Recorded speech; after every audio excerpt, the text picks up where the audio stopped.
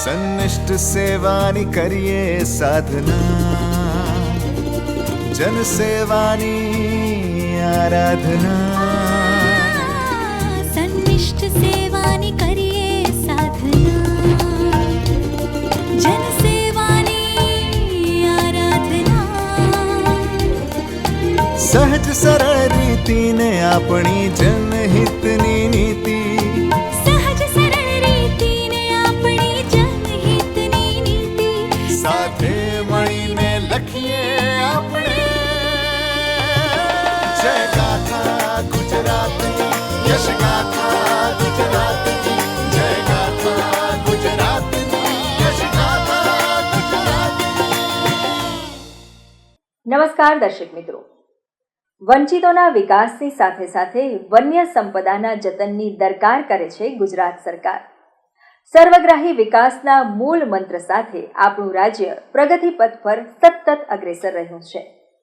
ગુજરાતના સર્વાંગી વિકાસની આ સાતત્યપૂર્ણ યાત્રા ભારતને વિકસિત રાષ્ટ્ર બનાવવાના સંકલ્પને સાકાર કરવામાં સીમાચિહ્નરૂપ ભાગ ભજવે તેવી અભ્યર્થના સાથે શરૂ કરીએ આપણો આ લોકપ્રિય કાર્યક્રમ યશગાથા ગુજરાતની. દર્શક મિત્રો, આજના આપણા યશગાથા ગુજરાતની કાર્યક્રમમાં આપણે નિહાળીશું વિશ્વ સિંહ દિવસની રાજ્ય કક્ષાની ઉજવણી. ત્યારબાદ જાણીશું ભગવાન બિરસા મુંડાના 150મા જન્મ જયંતિ વર્ષ અંતર્ગત રાજ્યના કેટલા જિલ્લાઓએ મેળવી વિકાસ કાર્યોની ભેટ.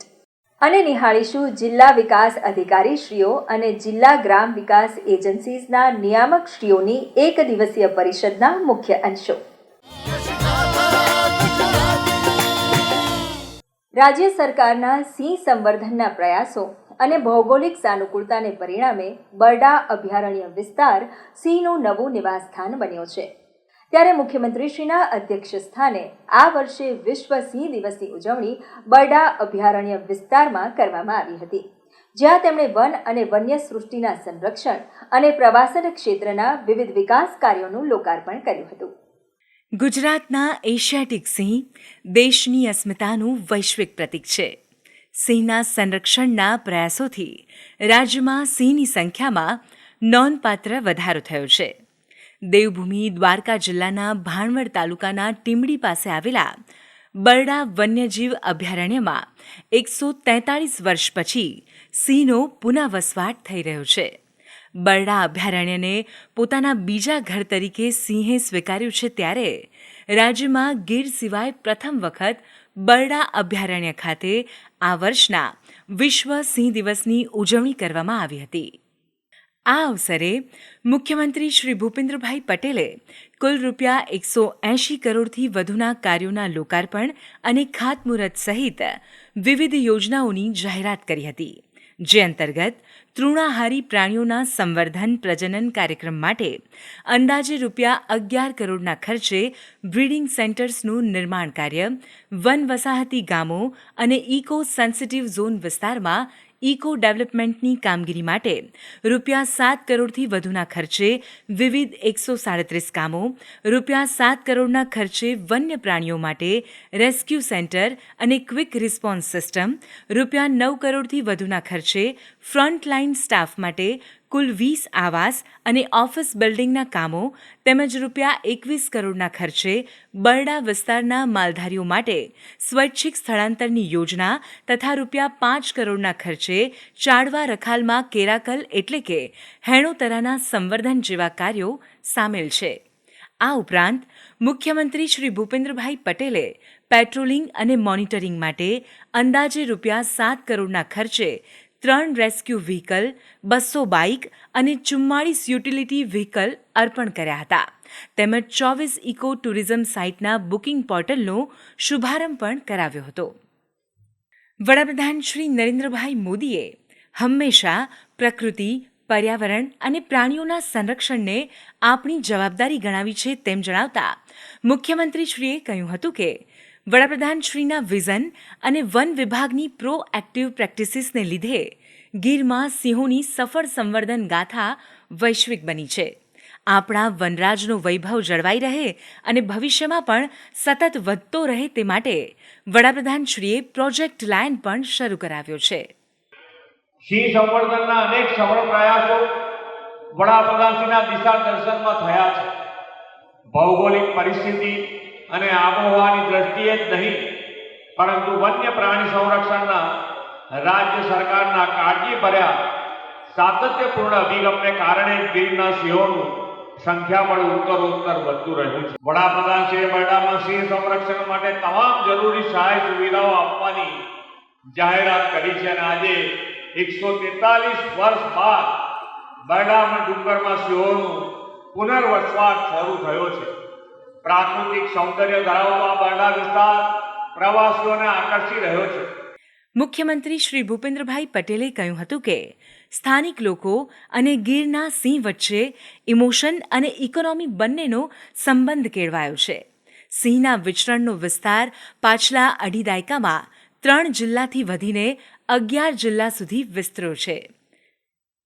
સ્થાનિક રહેવાસીઓમાં સિંહ છે તો અમે છીએ અને અમે છીએ તો સિંહ છે એવી ભાવના જાગૃત થઈ છે. મુખ્યમંત્રીશ્રીએ જણાવ્યું હતું કે બરડા અભયારણ્ય વિસ્તારમાં ₹75 કરોડના ખર્ચે નવો સફારી પાર્ક અને પ્રવાસીઓની સુવિધાના કામો આવનારા દિવસોમાં હાથ ધરાશે.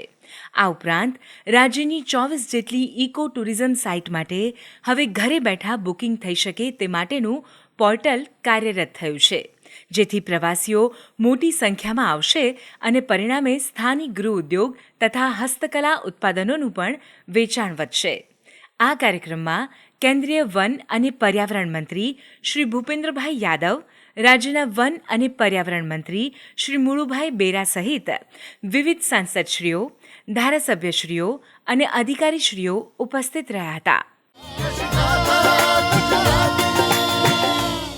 વડાપ્રધાન શ્રી નરેન્દ્રભાઈ મોદીના આહવાનને પગલે ભગવાન શ્રી બિરસા મુંડાની 150મી જન્મ જયંતિની ઉજવણી સમગ્ર દેશમાં કરવામાં આવી રહી છે, જેના અનુસંધાનમાં તાજેતરમાં મુખ્યમંત્રી શ્રી ભૂપેન્દ્રભાઈ પટેલે સુરત ખાતેથી આદિવાસી બહુલ્ય ધરાવતા રાજ્યના 14 જિલ્લાઓને વિવિધ વિકાસ કાર્યોની ભેટ અર્પણ કરી હતી.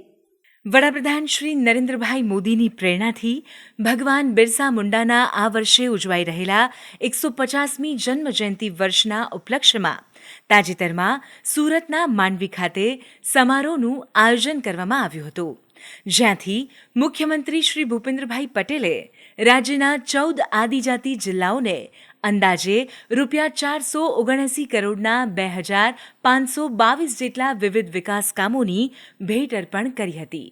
જે પૈકી મુખ્યમંત્રીશ્રીએ રાજ્યના 14 આદિજાતિ જિલ્લાઓમાં અમલીકૃત વિવિધ યોજનાઓમાં ₹278 કરોડના 1240 વિકાસ કામોનું ખાતમુહૂર્ત તથા ₹200 કરોડના 1282 કામોનું લોકાર્પણ કર્યું હતું. તેમજ રાજ્યના 6,20,846 આદિજાતિ લાભાર્થીઓને ₹125 કરોડના યોજનાકીય લાભ અને કીટના વિતરણ સાથે રમતગમતમાં વિશેષ સિદ્ધિ મેળવનાર રમતવીરોને પ્રશસ્તિપત્ર એનાયત કરી સન્માનિત કર્યા હતા. ભગવાન બિરસા મુંડાનું સ્મરણ કરીને તેમને ભાવવંદના કરતા મુખ્યમંત્રી શ્રી ભૂપેન્દ્રભાઈ પટેલે કહ્યું હતું કે વડાપ્રધાન શ્રી નરેન્દ્રભાઈ મોદીએ વર્ષ 2021થી સ્વાતંત્ર્યવીર અને આદિવાસીઓના ભગવાન બિરસાની સ્મૃતિમાં દર વર્ષે 15 નવેમ્બરને જનજાતીય ગૌરવ દિવસ તરીકે ઉજવવાની પ્રણાલી શરૂ કરાવી આદિજાતિ અસ્મિતાને ગૌરવ અપાવ્યું છે. વર્તમાન વર્ષ 2025માં સમગ્ર દેશમાં તેમની 150મી જન્મજયંતિ ઉજવાઈ રહી છે, ત્યારે રાજ્યમાં આ માત્ર ઔપચારિક ઉજવણી નહીં પણ આદિજાતિ સમુદાયમાં સામાજિક ચેતના અને ગૌરવ ઉજાગર કરવામાં નિમિત્ત બની રહી છે.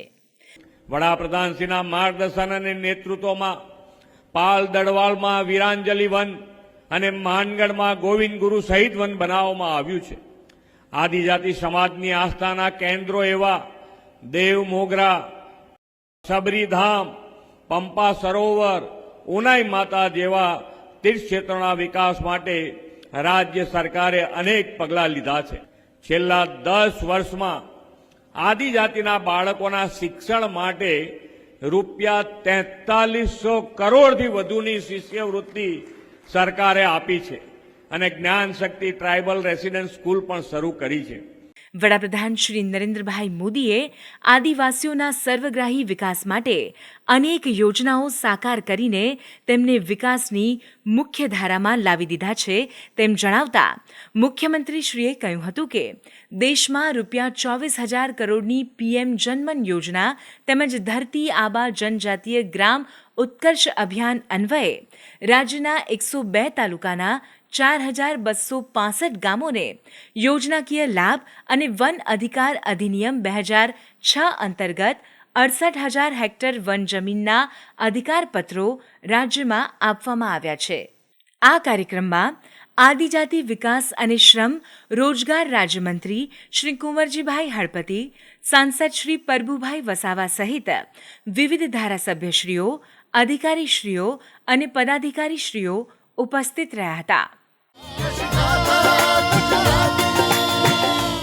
ગ્રામોત્થાન થકી વિકસિત ગુજરાત માટે દિશા નિર્દેશ કરવાના ઉદ્દેશ્ય સાથે મુખ્યમંત્રી શ્રી ભૂપેન્દ્રભાઈ પટેલના અધ્યક્ષસ્થાને જિલ્લા વિકાસ અધિકારીશ્રીઓ અને જિલ્લા ગ્રામ વિકાસ એજન્સીઝના નિયામકશ્રીઓની સંયુક્ત પરિષદ યોજાઈ હતી, જેમાં ગુજરાતના ગ્રામ્ય જીવનને વધુ સમૃદ્ધ કરવા ગુજરાત સરકારની વિવિધ યોજનાઓના અસરકારક અને આયોજનબદ્ધ અમલીકરણ અંગે વિસ્તૃત ચર્ચા કરવામાં આવી હતી.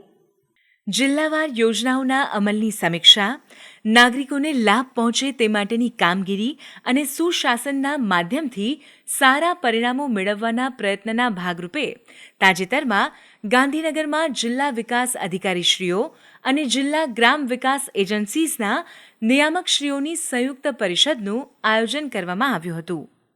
મુખ્યમંત્રી શ્રી ભૂપેન્દ્રભાઈ પટેલની અધ્યક્ષતામાં આયોજિત આ પરિષદમાં ગ્રામીણ વિસ્તારોમાં પ્લોટ ફાળવણી પ્રક્રિયા વધુ સરળ અને પારદર્શી થવાથી આવાસ નિર્માણ યોજનાઓના લક્ષ્યાંકો સિદ્ધ કરવાના ઉદ્દેશ્ય સાથે ગામતળ નીમ કરવાની પ્રક્રિયાને ઓનલાઈન કરાવતા ડિજિટલ પ્લેટફોર્મનું મુખ્યમંત્રીશ્રીએ લોન્ચિંગ કર્યું હતું.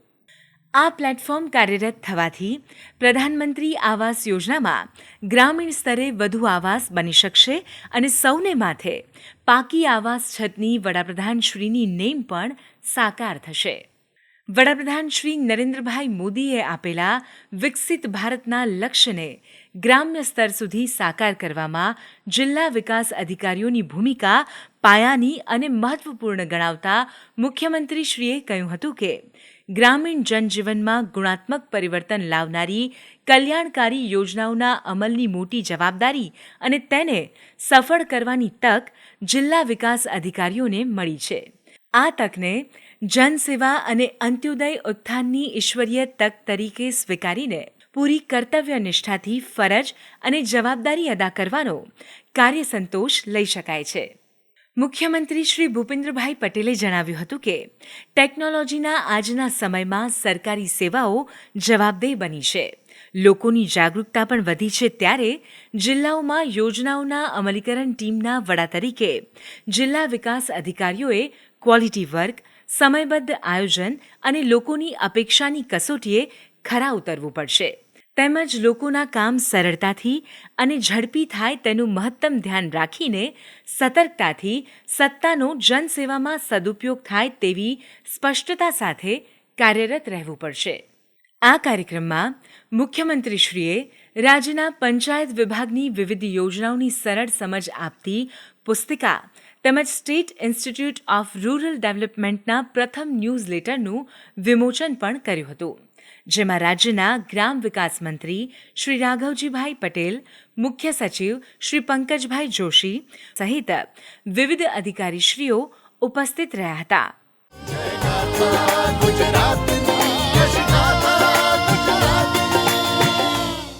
દર્શક મિત્રો, ગત સપ્તાહે ગુજરાત રાજ્યમાં થયેલ વિવિધ વિકાસ કાર્યો અને પ્રવૃત્તિઓને નિહાળીએ સમાચાર સારાંશમાં. તાજેતરમાં મુખ્યમંત્રી શ્રી ભૂપેન્દ્રભાઈ પટેલના હસ્તે અમદાવાદ મ્યુનિસિપલ કોર્પોરેશન દ્વારા દક્ષિણ ઝોનના લાંભા વોર્ડમાં PPP ધોરણે તૈયાર થયેલા અર્બન ફોરેસ્ટ પાર્કનું લોકાર્પણ કરવામાં આવ્યું હતું, જ્યાં મુખ્યમંત્રીશ્રીએ ભગવાન બિરસા મુંડાની પ્રતિમાનું અનાવરણ પણ કર્યું હતું. લાંભા વોર્ડનું આ અર્બન ફોરેસ્ટ 4,464 ચોરસ મીટરમાં અંદાજે ₹55 લાખના ખર્ચે ડેવલપ કરવામાં આવ્યું છે, જેમાં મિયાવાકી પદ્ધતિથી સાગ, ખેર, અર્જુન જેવા દેશી કુળના કુલ 8,000 જેટલા વૃક્ષો વાવવામાં આવ્યા છે, તેમજ 250 રનિંગ મીટર લંબાઈનો વોકવે પણ તૈયાર કરવામાં આવ્યો છે.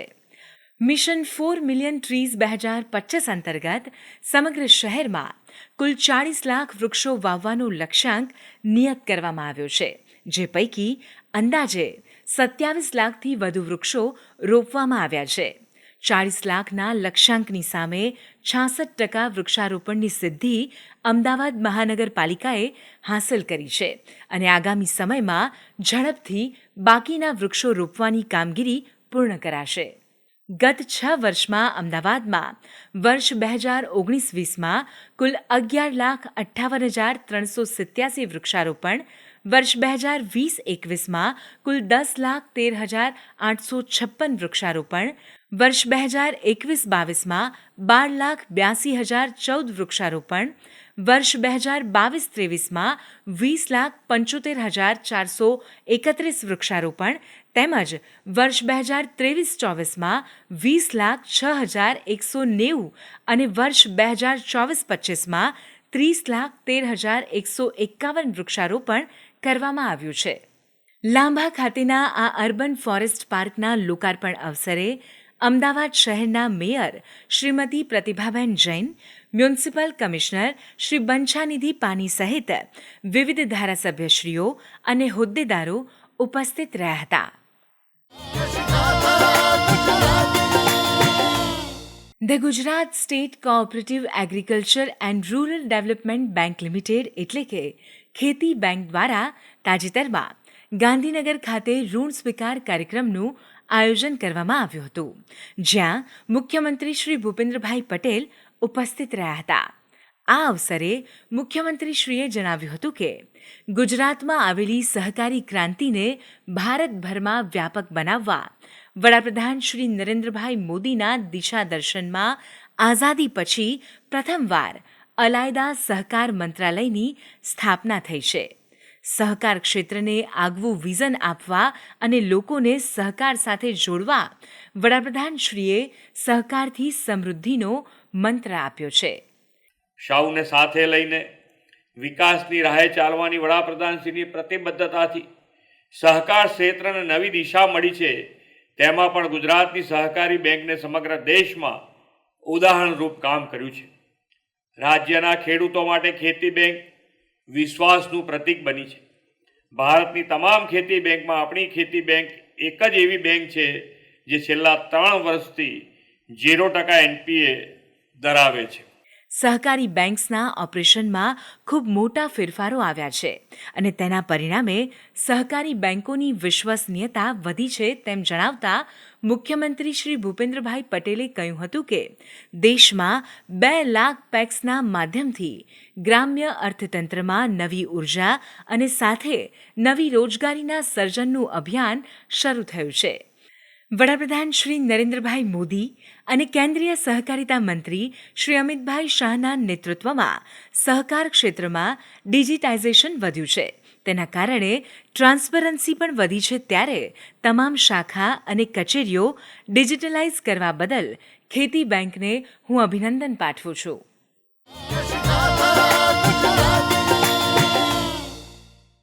ઐતિહાસિક અને પુરાતત્વીય ધરોહર સમાન વડનગરમાં હાથ ધરાઈ રહેલા મહત્વના વિકાસ પ્રોજેક્ટ્સની પ્રગતિનું મુખ્યમંત્રી શ્રી ભૂપેન્દ્રભાઈ પટેલે સ્થળ મુલાકાત લઈને નિરીક્ષણ કર્યું હતું.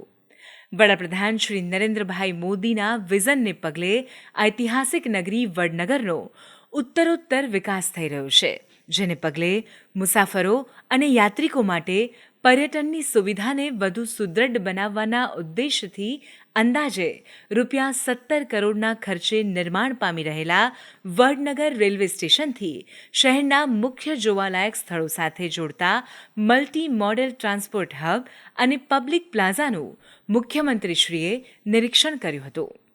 આ ઉપરાંત મુખ્યમંત્રીશ્રીએ ઇન્ડસ્ટ્રીયલ કન્સ્ટ્રક્શન સ્કિલ્સ ટ્રેનિંગ ઇન્સ્ટિટ્યૂટની કામગીરીનું પણ સ્થળ નિરીક્ષણ કર્યું હતું. રાજ્ય સરકાર દ્વારા ફાળવેલી 37,628 ચોરસ મીટર જમીન પર આકાર પામ્યા બાદ આ ઇન્સ્ટિટ્યૂટ વિવિધ 14 જેટલા ટ્રેડ્સમાં ટેકનિકલ કોર્સનું શિક્ષણ અને વોકેશનલ ટ્રેનિંગ આપશે, જેમાં વાર્ષિક 3,040 તાલીમાર્થીઓ લાંબા અને ટૂંકા ગાળાના સિવિલ ટ્રેડ્સના અભ્યાસક્રમોમાં તાલીમ મેળવશે.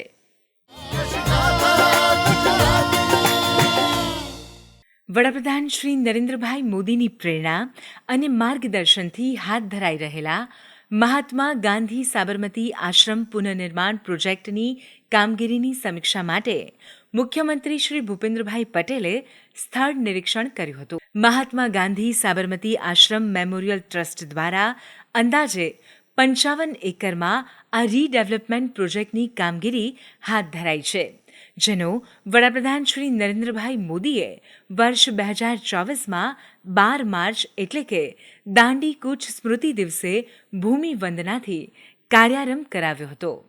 આ મુલાકાત દરમિયાન મુખ્યમંત્રીશ્રીએ જૂના મકાનોના રિસ્ટોરેશનની કામગીરીનું નિરીક્ષણ કરીને પૂર્ણ થયેલા કામો અને પ્રગતિ હેઠળના કામોની સમીક્ષા કરી હતી. મુખ્યમંત્રીશ્રીએ સોમનાથ છાત્રાલય, 10 ઓરડી, વણિક પરિવારની ચાલી અને આશ્રમ શાળા જેવા મકાનોની કામગીરી નિહાળી હતી, તેમજ આશ્રમની મુલાકાતે આવનારા પ્રવાસીઓ માટે નિર્માણ થનારી પાર્કિંગ સુવિધા, પ્રવેશદ્વાર, ફૂડ કોર્ટ, આશ્રમના પુનઃનિર્માણ પામી રહેલા વિવિધ વિભાગો અને ઐતિહાસિક મહત્વ ધરાવતા સ્થળો પર ચાલતી કામગીરીની સમીક્ષા કરીને જરૂરી માર્ગદર્શન આપ્યું હતું.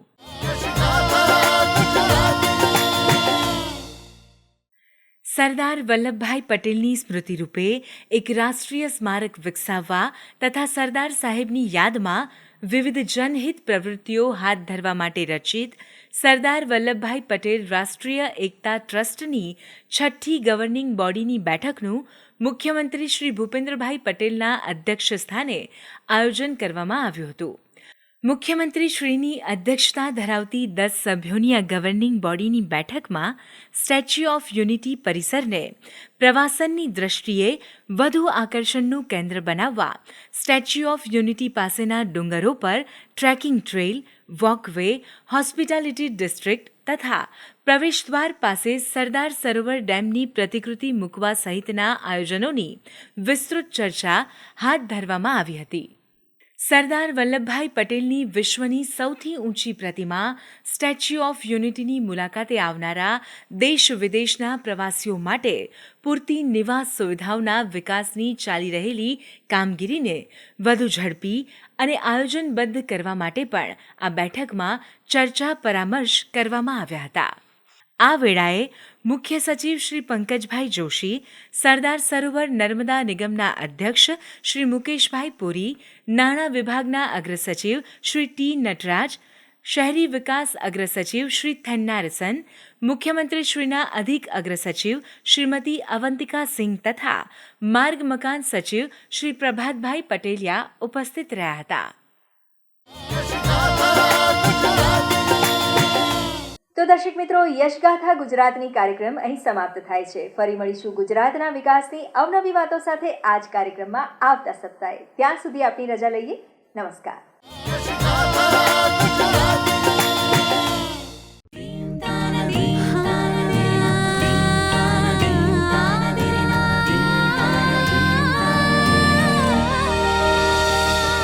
સન્નિષ્ઠ સેવાની કરીએ સાધના, જન સેવાની આરાધના. સન્નિષ્ઠ સેવાની કરીએ સાધના, જન સેવાની આરાધના. સહજ સરળ રીતિને આપણી જનહિતની નીતિ, સહજ સરળ રીતિને આપણી જનહિતની નીતિ. સાથે મળીને લખીએ આપણે જય ગાથા ગુજરાતની, યશ ગાથા.